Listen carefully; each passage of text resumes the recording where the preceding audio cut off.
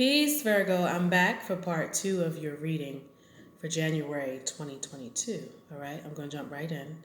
Now, I said in part 1, Virgo, you have the opportunity to bring in a big check, somebody who's going to pay you for this, like a large company or an entity.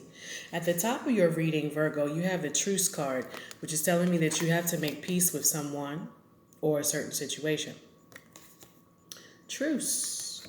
Calling a truce. Throwing in the white flag. That may be difficult for some of you because you may feel like you need to fight or defend your position, or maybe you've been treated unfairly.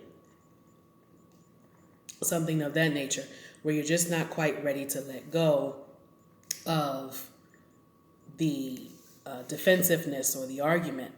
Now, going back here, be careful, Virgo, of how you express yourself and how you communicate when you are in an emotional state.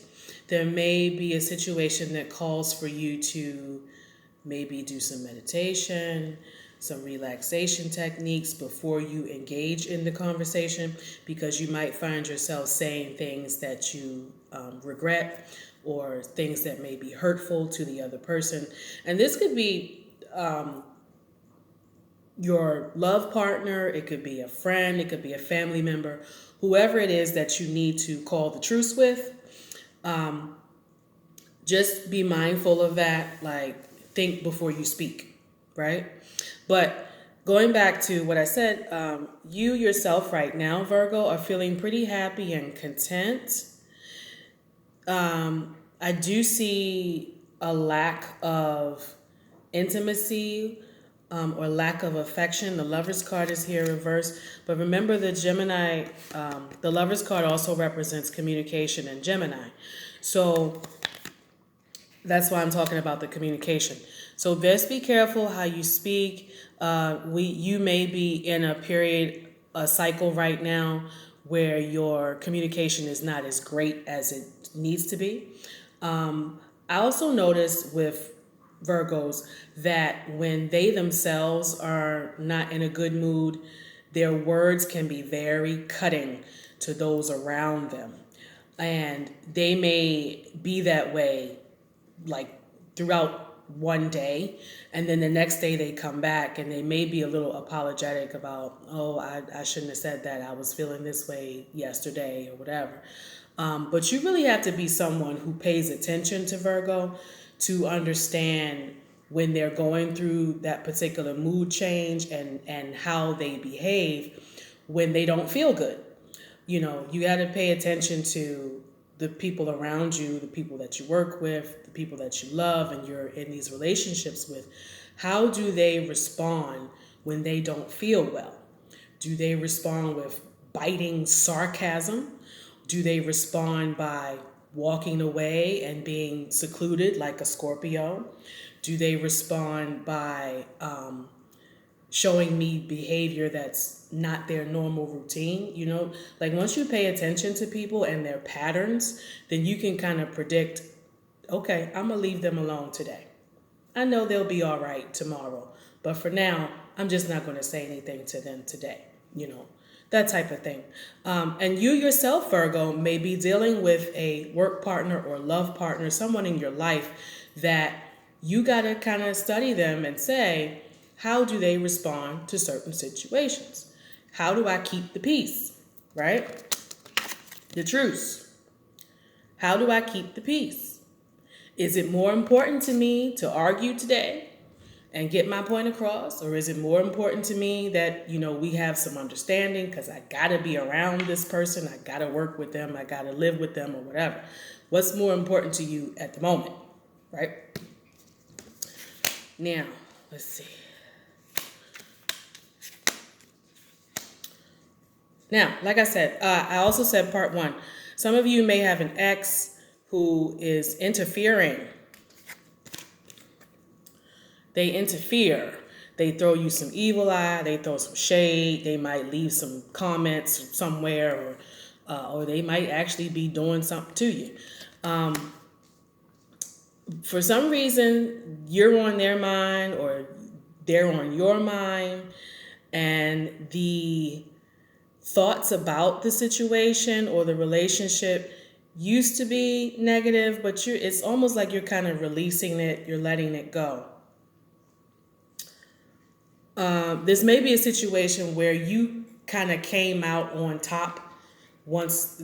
I'm speaking to you if you have an ex, like if, a situation where you came out on top at the end, right? Like you came out the the winner in this situation.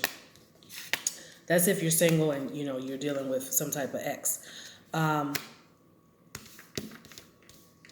If you are in a relationship, and I said this to Cancer too, if you are in a relationship, you may be in a relationship with someone who is secretly jealous of you or how you move, and they may be jealous of your confidence or just something about you, something that you have.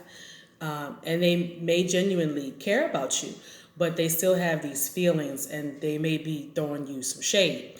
And I'm saying that because of this interference card, right?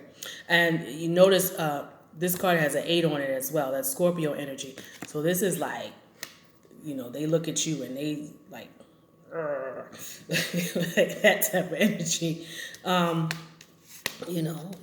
sometimes our love partners do act that way about us, Now, in your home, you're not worried. You feel good about yourself. You're loving on yourself, taking care of yourself. You got the victory card here. That's Jupiter and Leo. Again, going back to what I said in part 1 about you maybe having an opportunity to speak in front of an audience or create some type of video podcast or something, this will make you somewhat famous. Like it'll put you out in front of people in the public. Jupiter and Leo is like big, expansive energy. When you have a personality and you have a certain charisma and people are attracted to you, it's Jupiter and Leo, right? And you may even decide to do a YouTube channel. I'm thinking some type of video, something where you are seen by hundreds, thousands of people, right? So prepare yourself for that. Prepare yourself for that. So the conclusion we have here, Virgo, is that, now I saw the Capricorn card here in the end of the last video.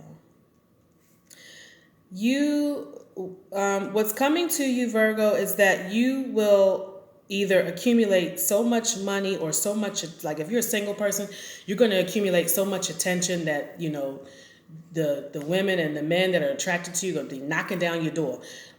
Or if that's not what you're concerned about, you're going to have an abundance of things coming in and opportunities coming in where you'll be able to like travel and splurge and eat things and buy wonderful wine and champagne. There's nothing really in your way. You just have to be stick to your guns, be the boss that you are with the Capricorn here. If there's a Capricorn in your life, study them. Look at how they move. Look at how they bring in their money. Look at how they do business. Okay? That's my message for you, Virgo. Stay well, stay blessed.